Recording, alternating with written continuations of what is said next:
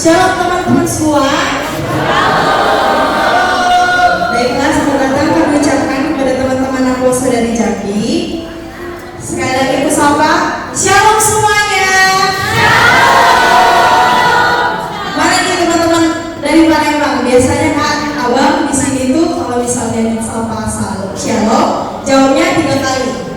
Jadi lebih semangat gitu. Oke, Shalom semuanya. Shalom. Shalom. Shalom. Shalom. Naposo Jambi shalom. Shalom. Shalom. Langsung banget ini paling bagaimana? Padahal kita mau diangkut loh. Oke, teman-teman yang di belakang boleh duduk dulu supaya lebih tertib. Kita akan mulai ibadah kita pada hari ini.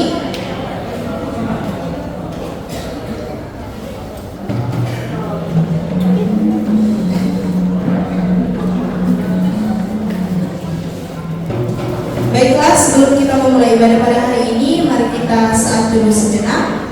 Saat dulu dimulai.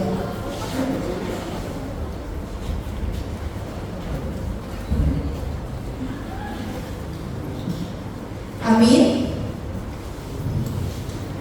Kita akan menyanyikan lagu kebangsaan kita, bangsa HKBP.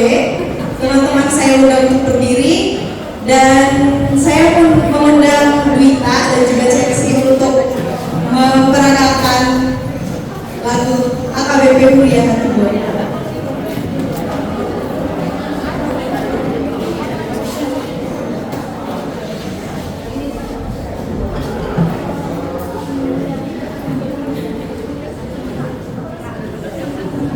Mari kita nyanyikan lagu ini dengan semangat, dengan gerakan juga.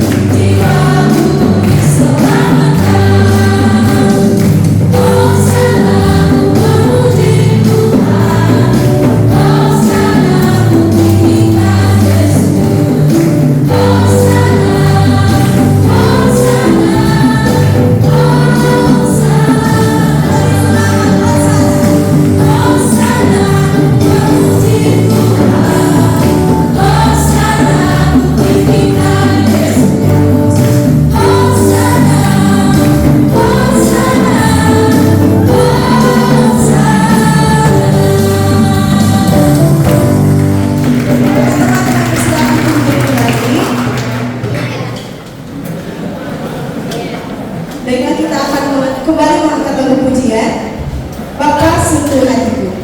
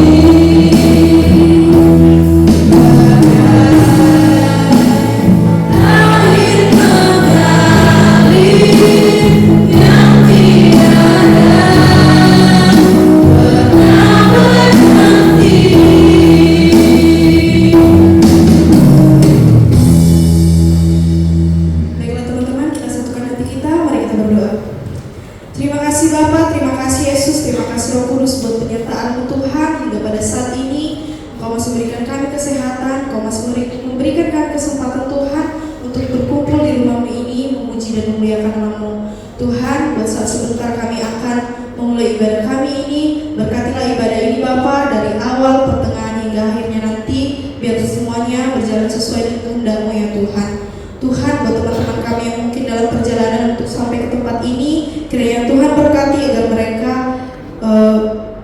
agar mereka bisa sampai di tempat ini berkumpul bersama-sama kami Tuhan. Kami mulai ibadah ini Bapa di dalam nama Tuhan Yesus. Terima dan sempurnakanlah doa kami ini. Terima kasih Tuhan Yesus. Amin. Kembali kita mengangkat kidung nyanyian kita dari kidung jemaat nomor 467 ayat 1 sampai 2. Tuhanku bila hati kawanku.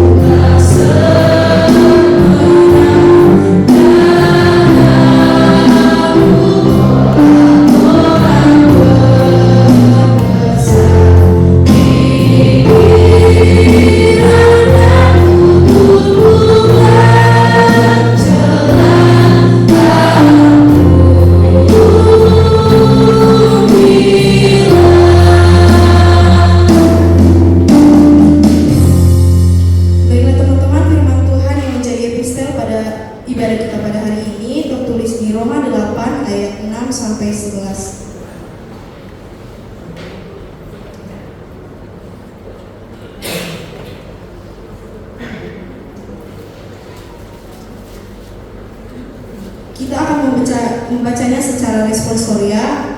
Mungkin ayat yang pertama akan dibacakan oleh Naposo HKBP Palembang, kemudian akan direspon oleh Naposo HKBP Jambi.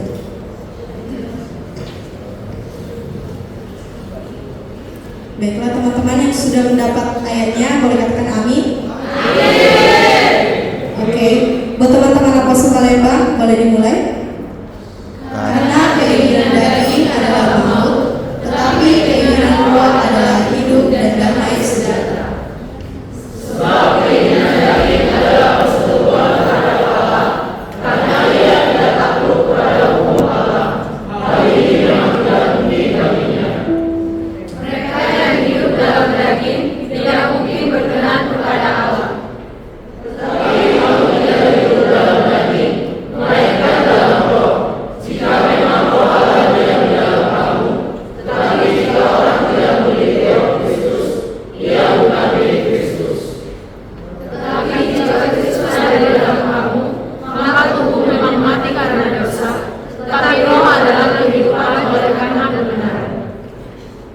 Dan jika roh dia yang menolong bagi Kristus dari orang mati, dia di dalam kamu, maka ia yang menolong bagi Kristus Yesus dari orang mati akan menghidupkan juga tubuhmu yang pada itu oleh rohnya yang dia di dalam kamu.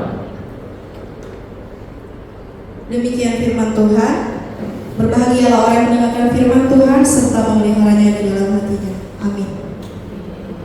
Kita kembali mengangkat kidung pujian kita, Kasih Setiamu. Di akhir pujian kami undang Saudari Evri. Persembahan pujian dari NHKBP Jambi.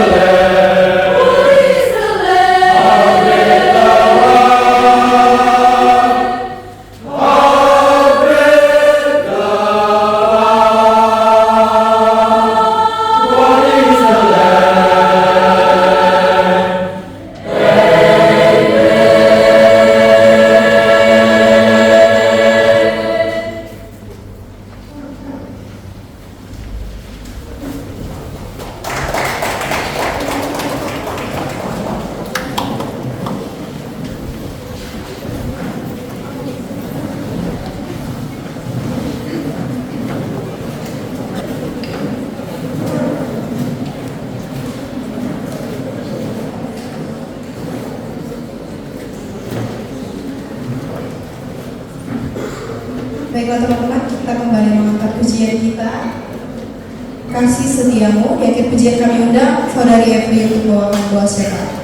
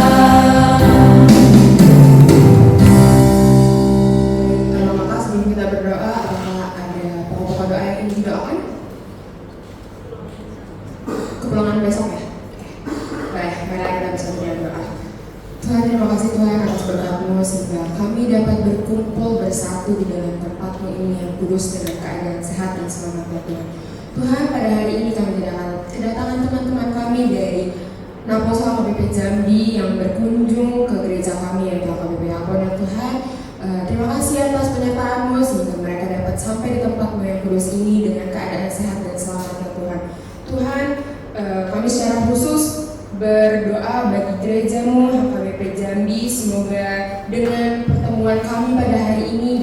menjalin persekutuan yang baik dan sehat ya Tuhan di antara kedua gereja kami ini ya Tuhan. Tuhan, kami berkati juga kiranya Engkau memberkati setiap rangkaian kegiatan hari ini yang akan kami laksanakan, berikan sukacita dan sejahtera dan kebersamaan yang tulus di antara seluruh jemaat-Mu ini ya Tuhan.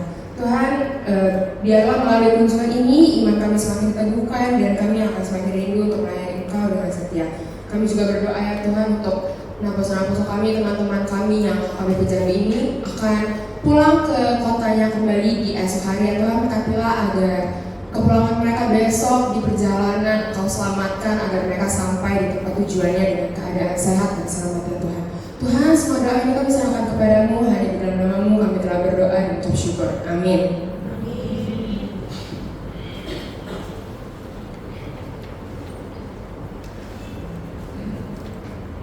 Kembali kita mengangkat pujian kita dari Kim Jemaat nomor 440 ayat 1 sampai 2.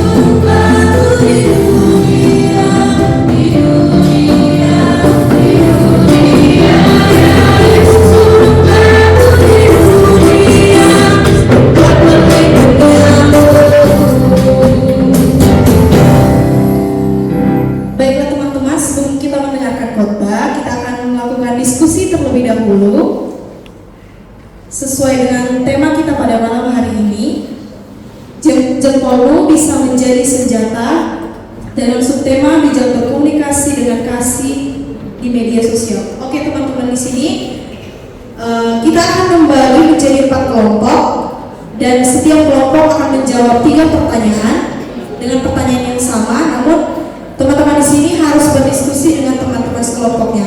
Mungkin pembagian kelompoknya kelompok 1, kelompok 2, kelompok 3 dan kelompok 4. Oke, boleh dicatat dulu pertanyaannya ya.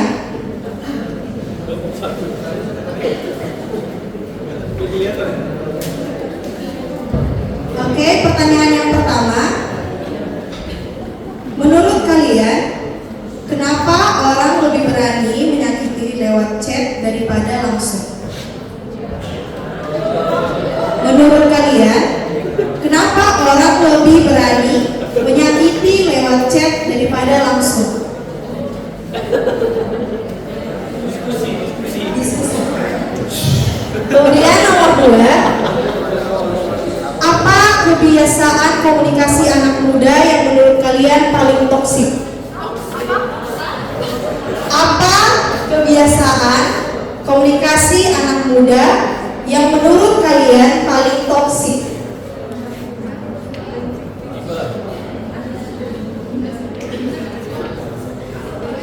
Kemudian pertanyaan yang ketiga, gimana caranya supaya komunikasi kita lebih mencerminkan karakter Kristus?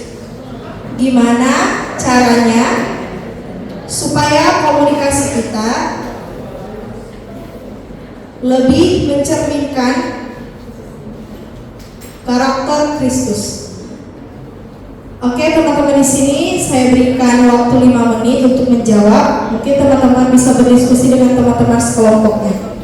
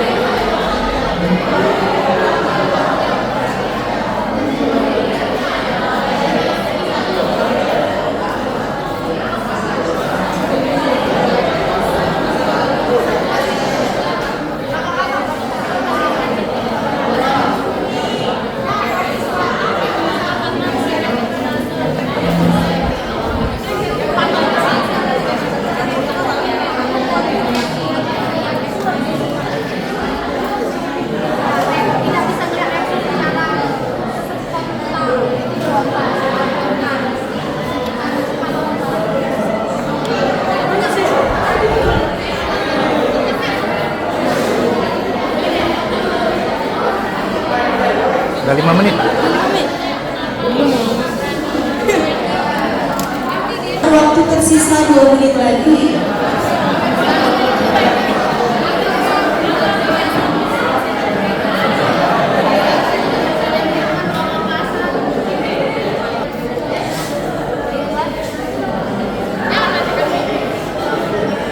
Baiklah, kelompok di sebelah sini sudah masuk kelompok 2 sudah selesai katanya. Jadi teman dari kelompok 2 perwakilan boleh maju ke depan untuk memaparkan hasil diskusinya.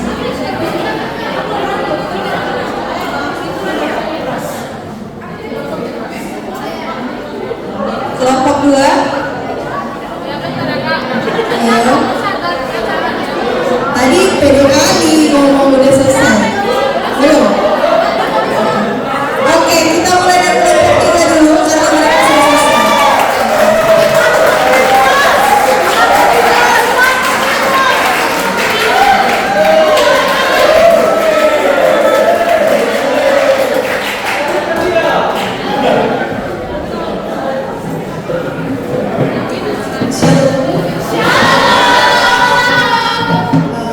Kami dari kelompok 3 mau menjawab pertanyaan yang diberikan tadi. Ada 3 pertanyaan. Yang pertama, kenapa orang lebih berani menyakiti lewat chat daripada langsung?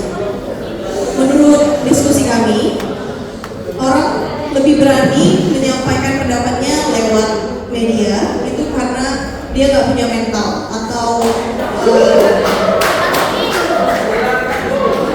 dia kalau lewat media bisa beralibi, sedangkan kalau kita berdebat secara langsung kita kan akan tatapan mata, kontak, kalau misalnya kita ketahuan bohong pasti ketahuan gitu lah.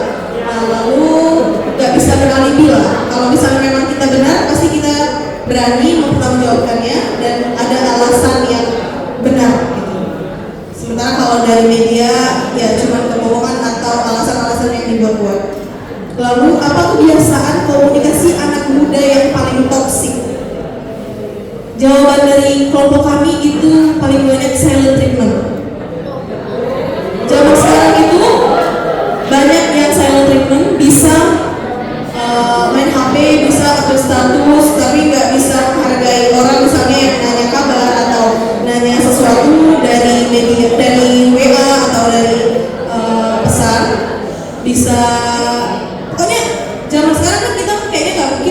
main HP tuh 2 jam batas maksimal ya, 2 atau 3 jam lah kita nggak bisa main HP kali ya. Nah kadang ada orangnya cuma bisa jawab dalam hati, misalnya kayak udah ini alasannya saya ketimbun gitu. Sebenarnya kita butuh jawaban yang urgent gitu kan, tapi orang yang kita hubungi gak balas atau kayak pura-pura nggak tahu. Terus juga kalau dalam relationship itu biasanya ada banyak yang silent treatment, kadang bisa sehari 2 hari, itu bisa sampai seminggu juga. Kadang hubungan yang kayak gitu bisa jadi memperburuk hubungan. Lalu yang ketiga, gimana caranya supaya komunikasi lebih mencerminkan karakter Kristus? Dari diskusi kami kelompok 3 tadi, tentu kita sebagai anak-anak Tuhan, kita harus lemah lembut, penuh kesabaran, penuh ketelitian untuk menjawab atau berdiskusi atau menyampaikan pendapat kita atau teman-teman kita atau orang yang kita terhubung dengan kita. Jadi harus ada kasih sebenarnya, walaupun sulit. Intinya lemah lembut dan penuh kesabaran. Itu saja dari kelompok 3. Terima kasih untuk kesempatannya.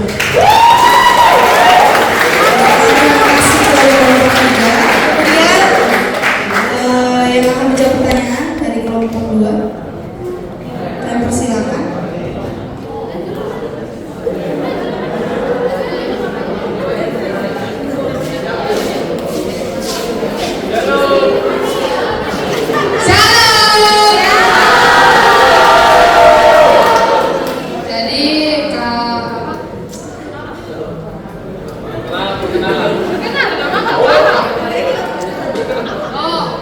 Perkenalkan, saya Stefania Limbong dari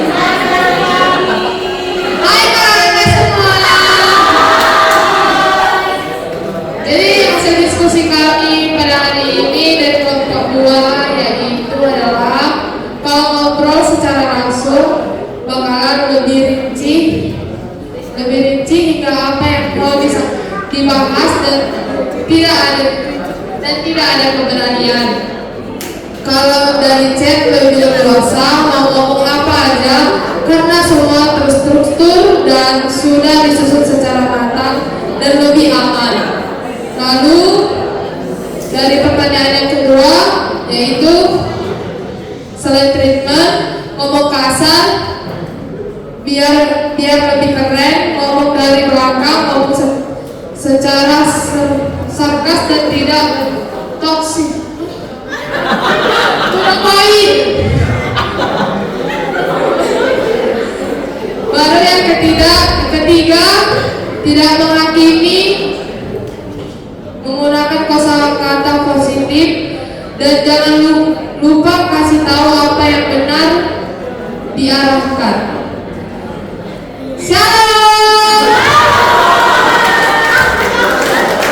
Terima kasih teman-teman kelompok 2. Sekarang tinggal kelompok 1 dan 4. Siapa yang mau pertama?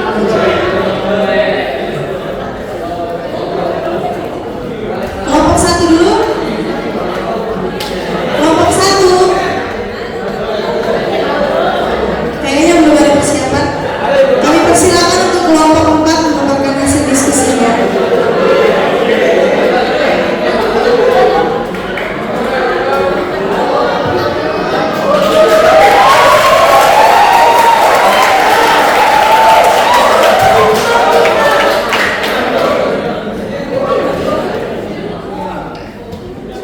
Shalom. Luar biasa.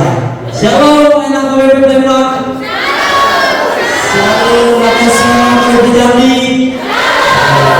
Semuanya, perkenalkan nama saya Joby Motobi. Ya, saya mewakili kelompok berapa kita tadi? Kelompok 4. 2, 3, 4. Oke, terserah kalian. Pertanyaan tadi apa tadi pertanyaannya? Gimana caranya supaya komunikasi kita lebih mencerminkan karakter Kristus? Oh, yang ketiga ya? Gak usah. Tadi saya dikasih jawaban hanya 1 dan 2. Nah, yang ketiga itu ya. Yang ketiga itu kurang lebih begini, teman-teman. Perumpamannya seperti ini. ibaratkan gelas kosong, kalau kita isi dengan air kotor, ya otomatis kita mau berbagi barang lain ke gelas yang lain itu ya kotor juga. Benar? Benar? Oke. Kalau kita sehari-hari mengisinya dengan air yang bersih, otomatis kita bisa memberikan air bersih ke orang lain. Tapi dengan cara yang benar. Karena ada air juga kalau bersih, misalnya ada orang kehausan nih, dia butuh air putih, tapi kita ngasih air kan? Ya nggak sopan dong. Dengan cara yang benar dikasih air putih. Dia memang kita tahu dia butuh air, kita kasih air putih untuk minum, tapi dengan cara yang benar. Sama dengan gimana menurut kalian tanpa berani menyakiti lewat chat daripada langsung kan? Beda lagi pertanyaannya. Beda lagi. Pertanyaan keberapa ini?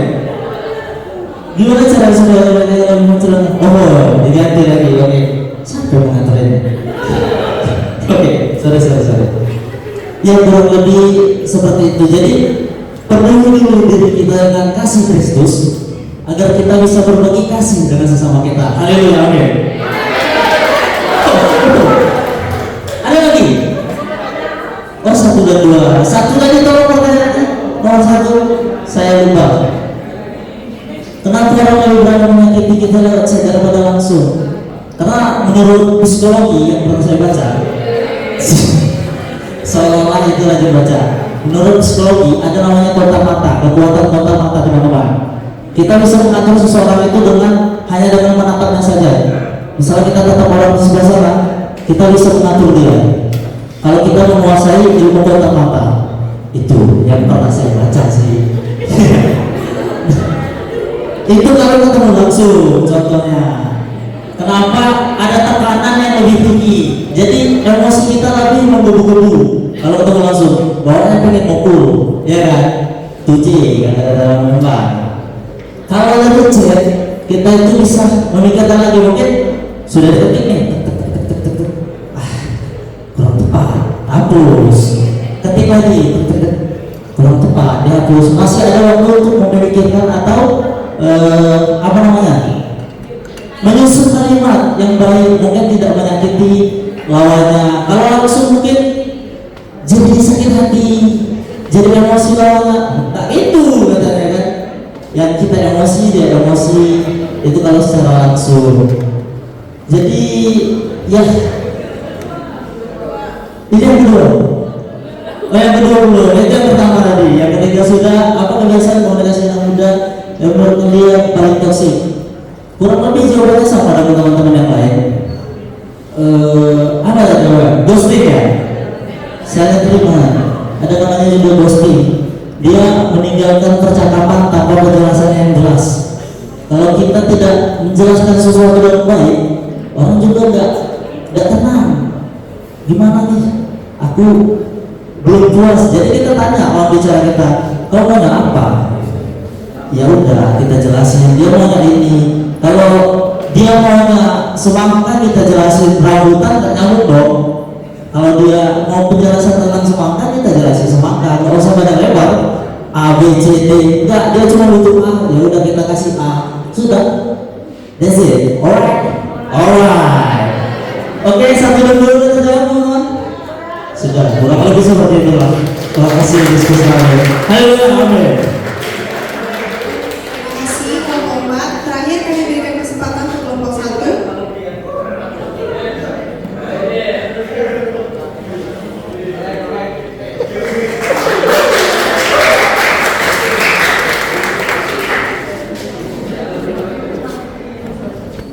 Nama saya Lukas.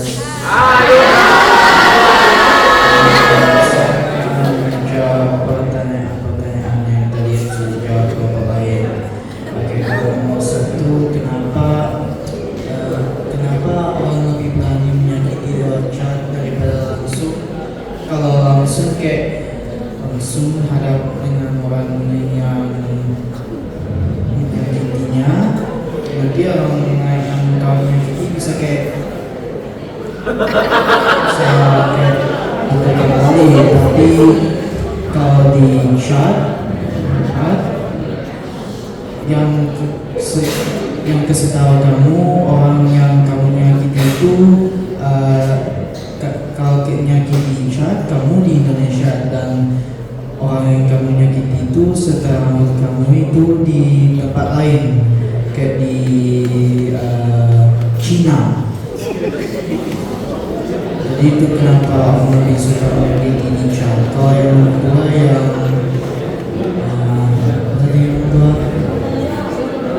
apa yang tentang yang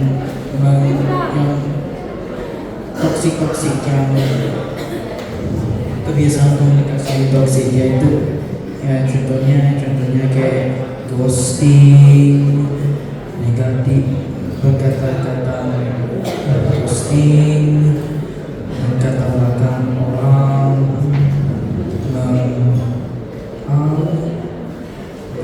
ngejek orang dan lain-lain. Itu kita tidak boleh lakukan. Nah, yang ketiga, gimana caranya supaya menjadikan karakter Kristus? Kita harus lebih baik ke semua orang dan jangan ghosting tanpa jika tidak respon. Jika kalau tidak respon, bisa nanti harus kasih alasan kenapa, kayak saya lagi di sekolah atau sesuatu itu. Dan kita harus mengasih tahu apa yang benar dan apa yang tidak benar.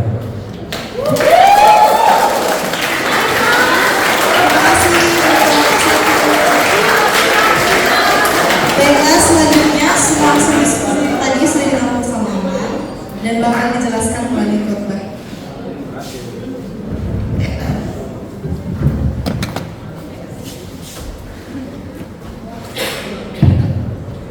Kita berdoa. Damai sejahtera Allah yang melampaui segala akal dan pikiran, itulah yang memelihara hati dan pikiranmu dalam Kristus Yesus Tuhan kita. Amin. Shalom.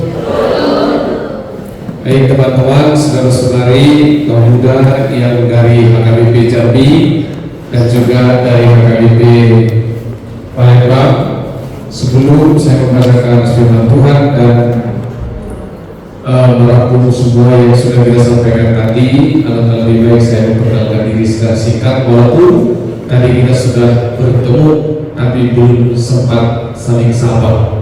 Saya Pendeta Faisal Simombi, sudah menikah, istri baru sebaru kali, sudah dikaruniakan Tuhan anak, satu orang anak perempuan yang cantik, baru berusia 1 bulan 2 minggu. Jadi kalau muka agak gimana ya, alhamdulillah bapak muda.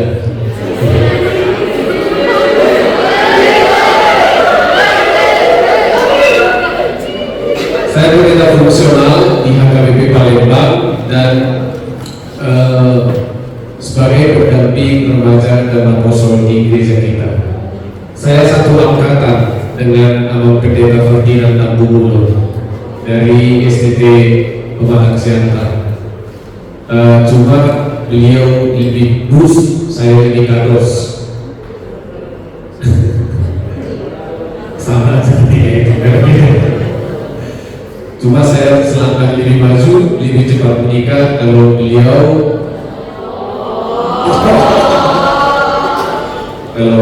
belum ada ya nama Ferdinand dari sini ya. Oke, selamat datang Bapak Pendeta Nami di HKBP Palembang dan di Bumi Sriwijaya. Itu saja mungkin.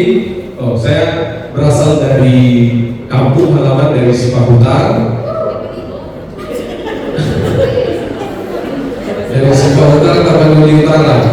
Ya, kalau mungkin tidak ada yang tahu. Dan ibu yang melahirkan baru 9 kali, ibu mertua Guru Pak Pahan. Itu saja mungkin perkenalan singkat dari kami. Karena Tuhan memberkati persekutuan kita di HKBP Palembang ini selama kurang lebih 3 hari dan besok akan pulang.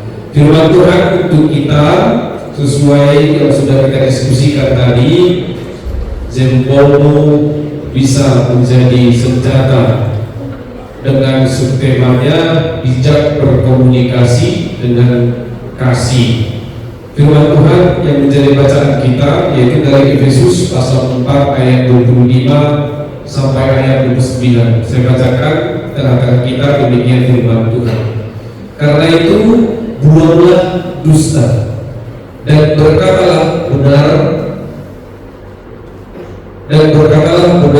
seorang kepada yang lain, karena kita adalah sesama anggota.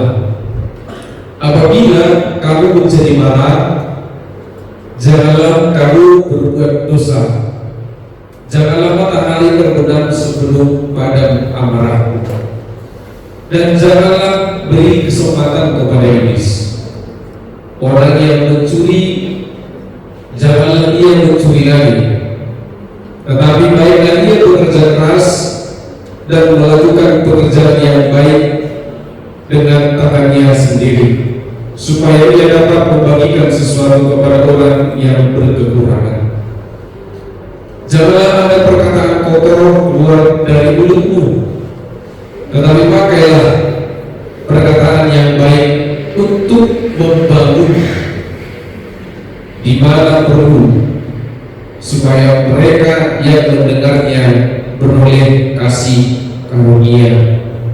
Janganlah ada perkataan kotor keluar dari mulutmu, tetapi pakailah perkataan yang baik untuk membangun di mana perlu, supaya mereka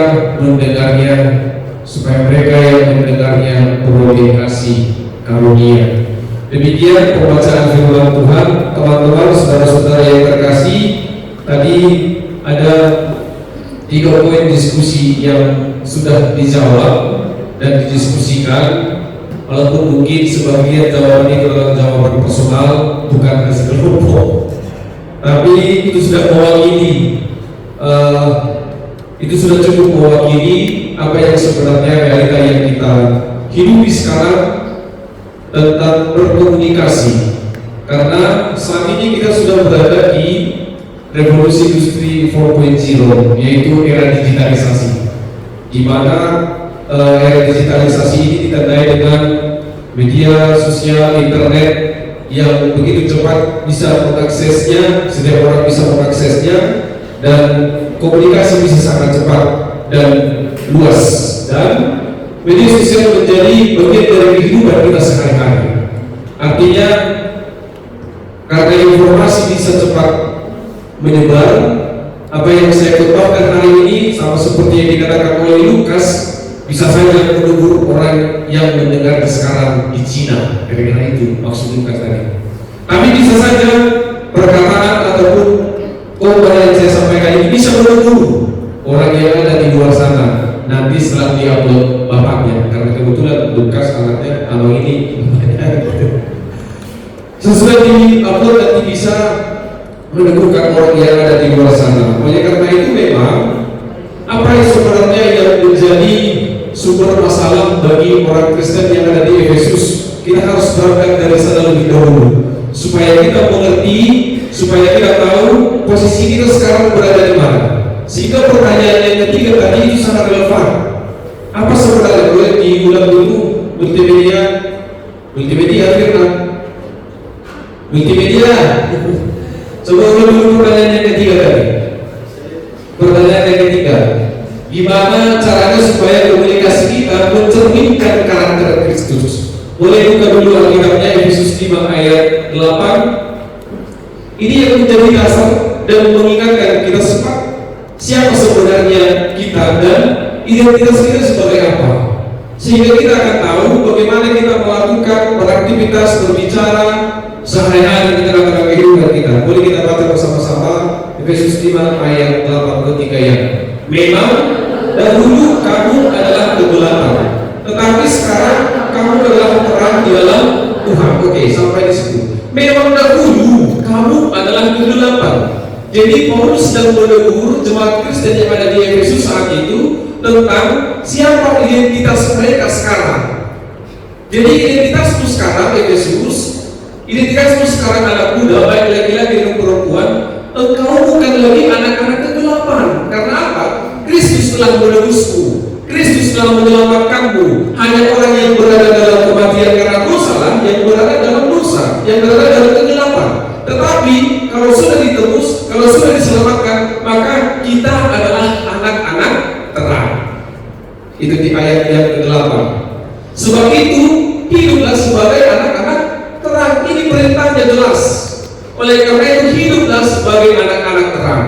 Maka teman-teman, kalau Paulus menulis di Roma pasal 12 ayat yang kedua, tetapi berubahlah oleh pembaharuan budimu, bertransformasilah oleh pembaharuan budimu, katanya, perilaku yang lama itu, yang dalam kegelapan itu, perilaku kegelapan itu harus benar-benar ditinggalkan.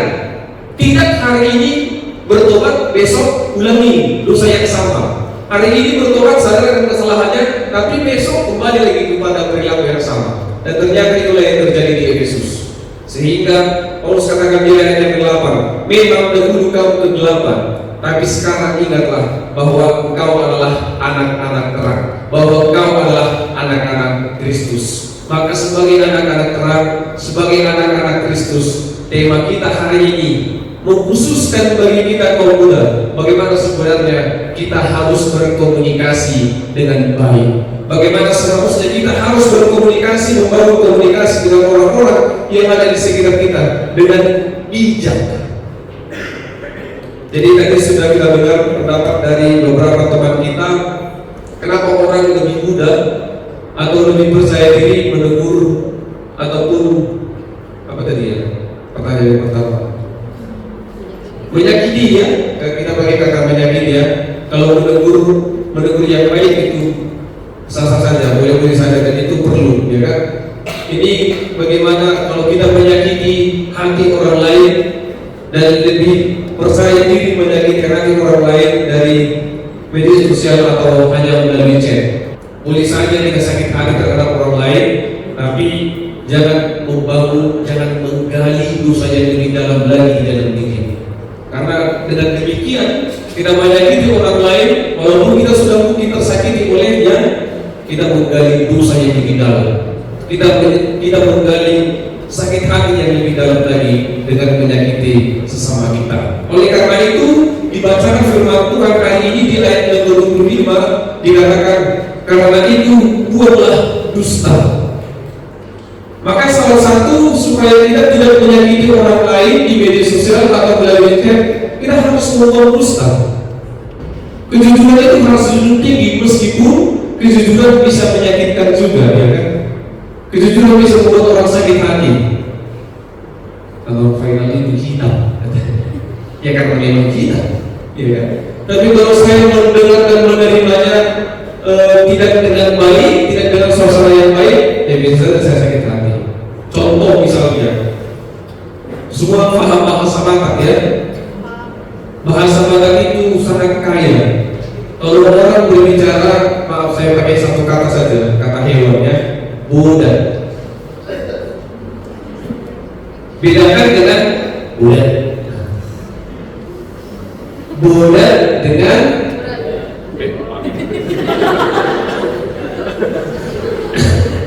artinya jangankan melalui chat, melalui intonasi kata saja kita bisa menyakiti orang lain.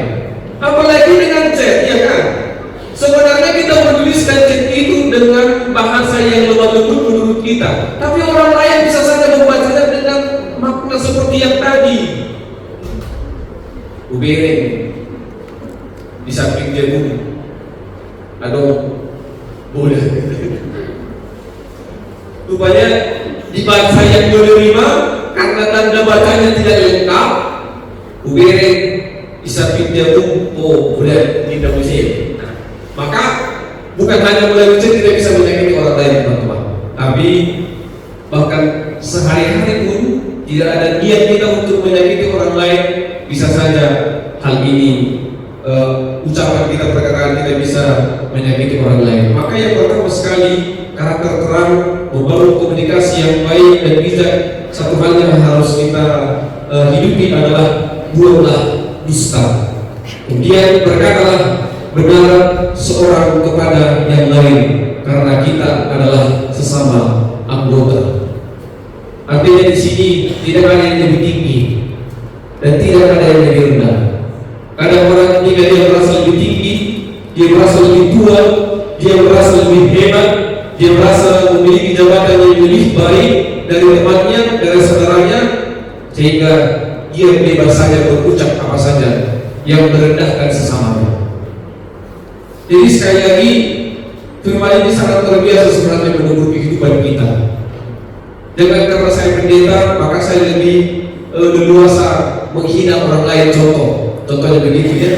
Jangan karena saya punya jabatan yang lebih baik di kantor maka perkataan saya tidak saya jaga kepada karyawan saya, kira-kira begitu. Maka hari ini kita diingatkan, berkatalah benar satu kepada yang lain karena kita adalah sesama anggota. Kita adalah sama, tidak ada bedanya di hadapan Kristus. Maka kata-kata kita haruslah kata-kata yang menguatkan. Kata-kata kita haruslah kata-kata yang memberkati. Kata-kata kita haruslah kata-kata yang memiliki kuasa. Di ayat 29 dikatakan, janganlah ada perkataan kotor keluar dari mulutmu, tetapi pakailah perkataan baik, tetapi pakailah perkataan baik untuk membangun. Pakailah perkataan yang baik untuk membangun. Jadi teman-teman, kalau di tengah-tengah persekutuan kita sehari-hari, misal saja ada orang yang tidak percaya diri untuk berbicara, ya kan? Dia lebih banyak diam, dia lebih banyak mendengar sesamanya. Tapi ternyata kadang-kadang keunikannya itu, saya pakai bahasa itu ya, keunikannya itu membuat kita akhirnya jatuh kepada rasa ingin membuli dan merendahkan dia, gitu. Maka komunikasi yang membuli pun harus kita hindarkan sebenarnya, karena kita sama di hadapan Allah.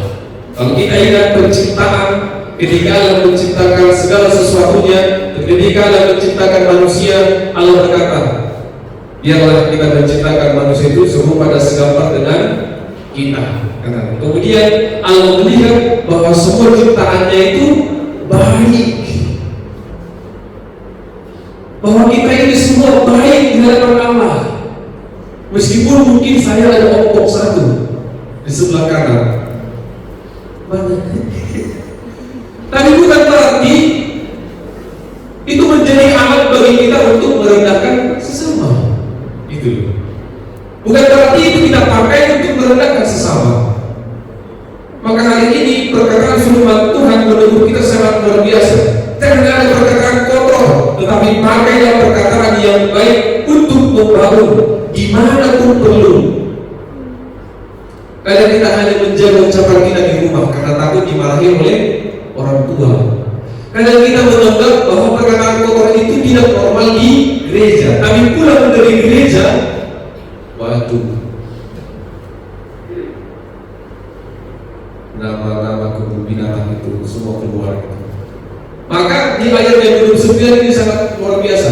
Dimanapun, tidak melihat tempat, tidak melihat kondisi. Bukan hanya di sekolah, bukan hanya di tempat kuliah, bukan hanya di rumah, bukan hanya di gereja kita harus menjaga kekudusan dan perkataan, tetapi dimanapun, everywhere.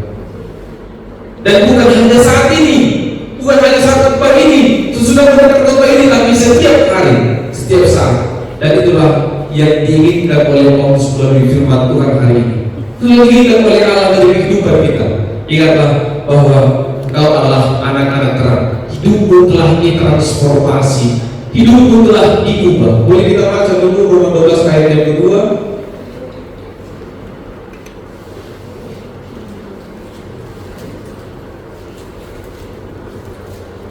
Ini tidak apa lagi ya, bagi 3 menit lagi. Roma 12 ayat yang kedua, kita baca bersama-sama. 1, 2, 3, ya.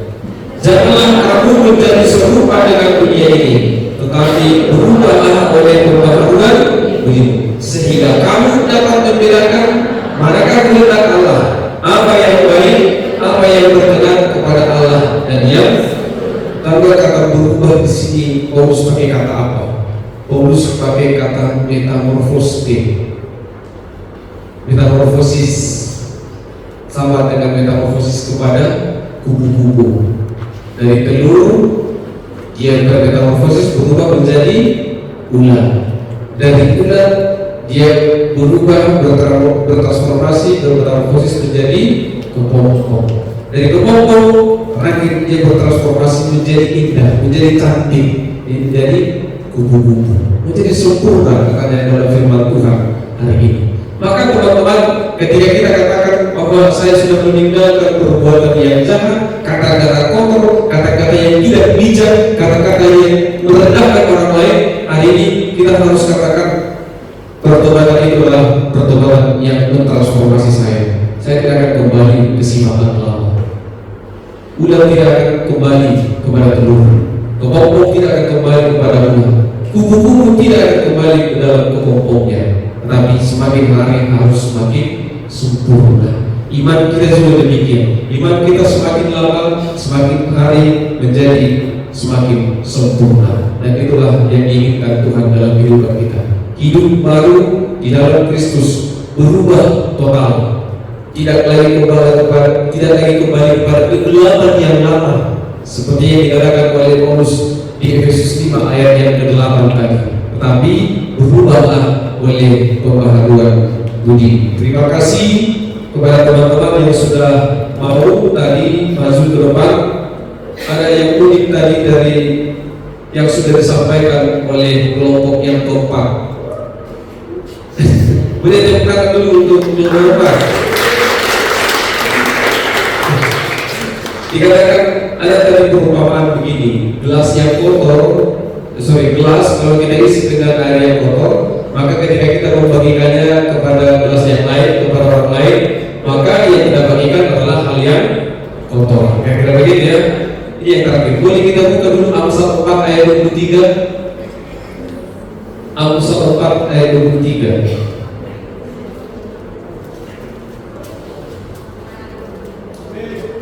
Amin. Kita berdoa. Oh belum. Amsal ayat 22. Kita baca bersama-sama. 2, 3. Ayat 23. Amsal 4 ayat 23. 2, 3 ya. Jagalah hatimu dengan segala kewaspadaan, karena dari situlah terpancar kehidupan. Adakah yang bawa Bimbel? Boleh baca dulu dalam bahasa Arabnya. Yang bawa Bimbel. Yang ada bahasa Batak yang kita tidak baca dulu bahasa Bataknya.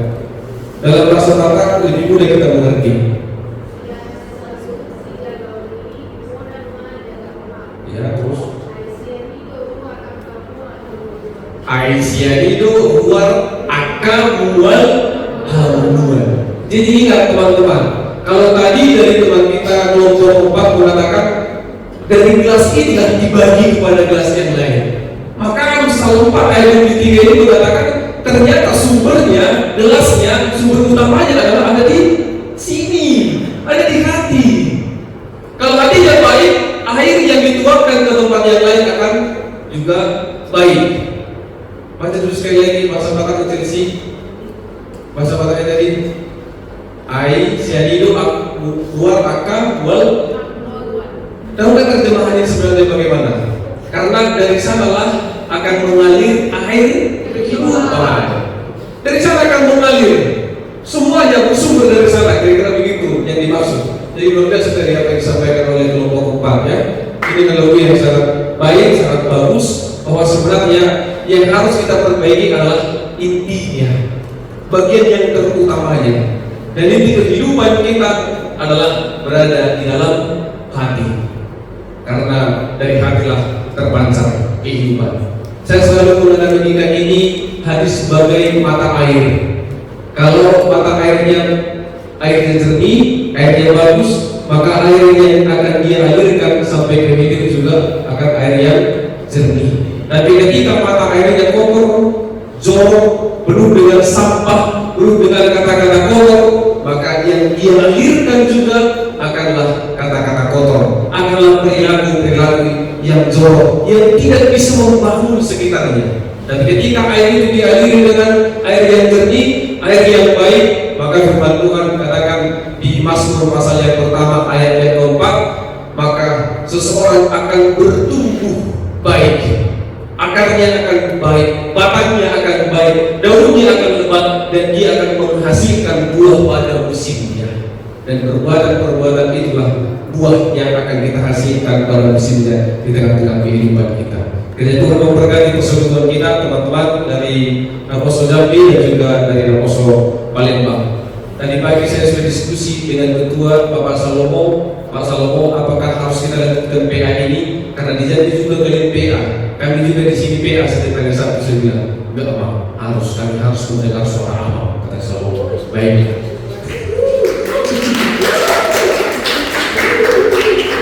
Kita masih akan melanjutkan kebersamaan kita. Nanti akan ada games di sini sebentar dan akan dilanjutkan dengan bakar-bakar. Tapi jangan kayak bakar Krizeya. Saya akan dibakar Krizeya.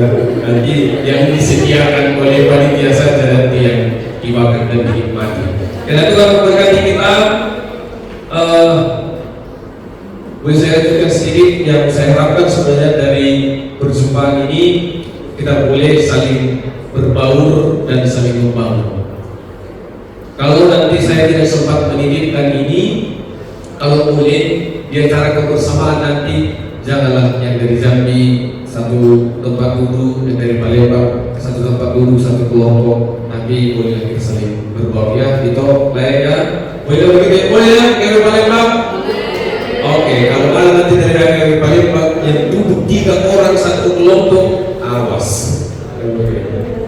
Berdalil dengan nama Syah Magium Icing-Icing. Kira-kira demikian yang boleh kita renungkan hari ini. Tuhan memberkati. Kita berdoa.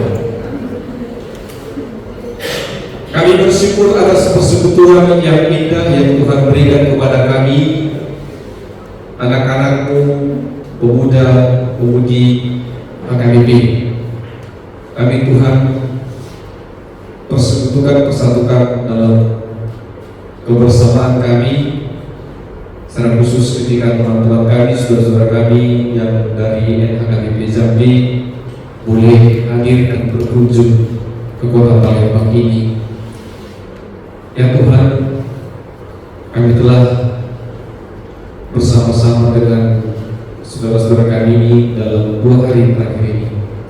Biarlah kebersamaan kami, persekutuan kami boleh semakin mempererat tali persaudaraan kami, persahabatan kami, anak-anak pemuda gereja HKBP secara khusus, HKBP Palembang dan juga HKBP Jambi di hari-hari yang akan datang. Kami boleh membangun komunikasi yang baik, kami boleh membangun kebersamaan yang baik sesudah kami pulang nanti dari persekutuan kami 3 hari ini di Palembang. Kami berdoa buat saudara-saudara kami yang datang dari HKBP Jambi yang didampingi oleh hamba-Mu Pendeta Ferdinand MS Bolon. Dialah Tuhan yang memberkati setiap aktivitas pelayanan mereka di tengah-tengah gereja HKBP Palembang ini. Acara kebersamaan, lagu pujian, dan juga ibadah yang akan kami langsungkan besok, biarlah semuanya itu hanya untuk kemuliaan nama Tuhan. Berkati persekutuan ini dan HKBP Jambi supaya persekutuan ini boleh semakin baik dan boleh menjadi berkat bagi orang-orang yang ada di sekitarnya, secara khusus bagi kaum muda HKBP dimanapun berada. Biarlah Tuhan juga yang memberkati setiap program yang masih akan mereka lanjutkan di sepanjang 1 tahun ini. Biarlah Tuhan lancarkan dan cukupkan semuanya agar anak-anak ini boleh bertumbuh dalam iman kepada-Mu dalam Kristus Yesus melalui gereja HKBP. Ya Tuhan Allah, berkati juga pelayanan seluruh pelayan full-timer yang ada di HKBP Jambi, secara khusus bagi hamba-Mu yang boleh mendampingi anak-anak ini yang ada di Palembang, yaitu Abang Pendeta Ferdinand MS Bolon. Biarlah Tuhan yang memberkati, berkati keluarganya, berkati orang tuanya, berkati juga setiap pelayanannya, berikan kesehatan, panjang umur dan sukacita agar hamba ini boleh dengan keadaan sehat dan penuh sukacita melanjutkan setiap pelayanannya di tengah-tengah gereja. Kami juga berdoa bagi proses yang mereka yang sedang dijalani oleh anak-anak ini, baik Apostol KBB Palembang dan juga Apostol KBB Jambi. Dalam studi mereka di kuliah, biarlah Tuhan yang memberikan kebijaksanaan dan kepintaran, berikan karuniakan kepada mereka kecerdasan ya Tuhan, agar anak-anak ini boleh melanjutkan setiap proses perkuliahannya dengan baik dan boleh mengakhiri kuliahnya juga dengan baik. Kami juga berdoa bagi saudara-saudari kami yang sudah bekerja dimanapun Tuhan izinkan anak-anak ini membangun karir, membangun masa depan mereka di tempat mereka bekerja. Biarlah Tuhan yang berkati setiap pekerjaan tangan dan pikirannya, agar anak-anak ini boleh menerima anugerah berkat dari Tuhan melalui setiap pekerjaan yang boleh dia kerjakan.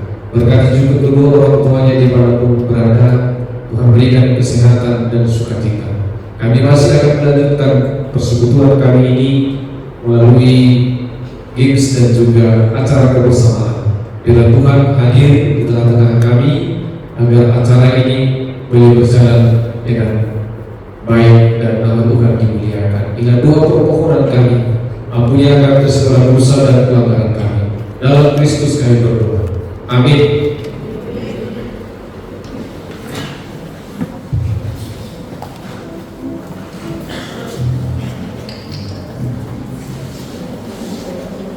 Baiklah, kita akan mengumpulkan persembahan kita. Kita bernyanyi dari buku nyanyian nomor 214 ayat 1 sampai 2.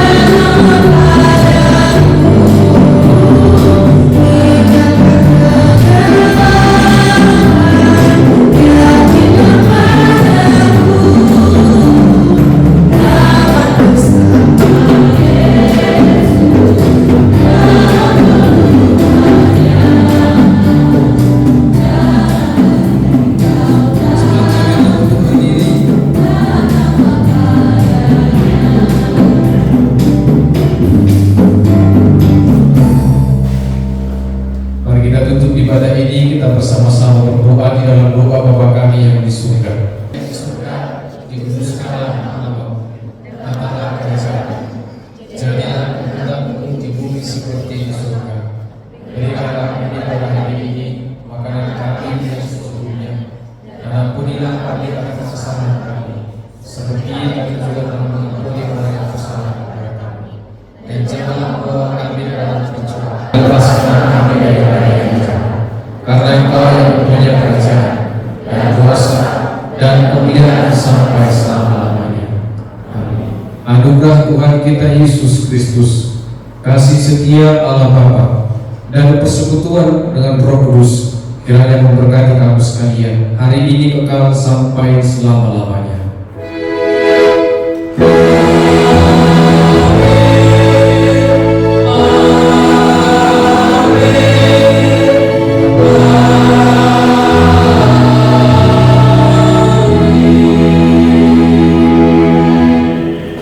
Shalom, Tuhan Yesus memberkati. Kami serahkan